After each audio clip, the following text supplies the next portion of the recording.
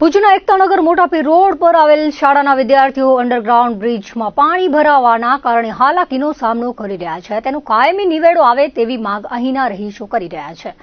આ અંડરગ્રાઉન્ડ બ્રિજમાંથી પસાર થતા શાળાના વિદ્યાર્થીઓ અને રહેવાસીઓ પાણી ભરાવાના કારણે હાલાકી ભોગવી રહ્યા છે.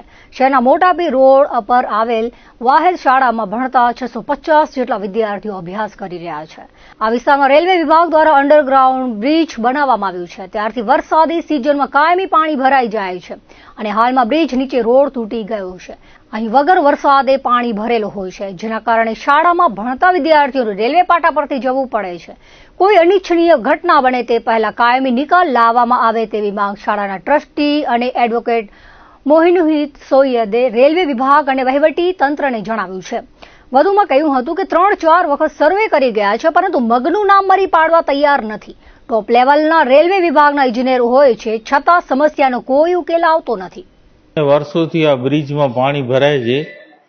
અમે અવારનવાર રજૂઆત કરીએ, વિનોદભાઈ ચાવડાને પણ કહીએ ને એ પણ ફોન કરે, પાણી કાઢી જાય, પણ કાયમી સમાધાન આનું થતું નથી.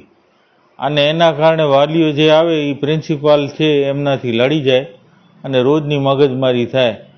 તો અમારી તંત્ર પાસે એ જ રજૂઆત છે કે આ જે પાણી ભરેલું રહે છે, હમણાં તો વરસાદ ઋતુ એ નથી, છતાં પાણી ભરેલું છે અને એ પાણી ગંધાય છે.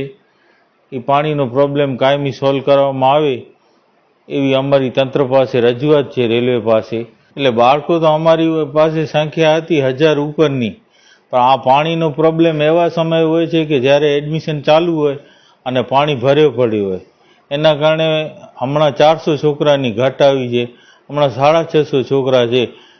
હાલમાં આ પ્રશ્ન ન હોય તો અમારી પાસે 1100-1200 છોકરા હોય. તંત્ર પાસે એ આશા રાખીએ છીએ કે આનું કાયમી સમાધાન થતું નથી. ગયા ફેરે પણ અમે આમ રીતે આંદોલન કરેલું હતું અને 3-4 સર્વે કરી ગયા રેલવેવાળા, પણ કોઈ અમલવારી કોઈ કરતો નથી ને આવી મોટી સમસ્યા નથી. આ 71 નંબરનો બ્રિજ છે, એમને ખબર જ છે કે આ બ્રિજમાંથી પાણીનો નિકાલ જ નથી.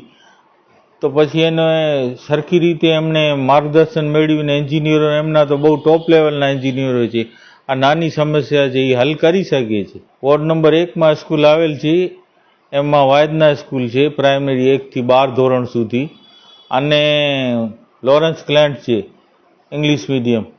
બંને સ્કૂલોનો ટાઈમ સવારના છે ને સવારના ભાગમાં જ આ પ્રોબ્લેમ હોય છે. વાલીઓને બહુ તકલીફ પડે છે, વાલીઓ આવી નથી શકતા, બાળકો સ્લીપ થઈ જાય. બેખાન બનેલ છે ને એમાં છોકરાઓને લાગેલો પણ છે અગાઉ.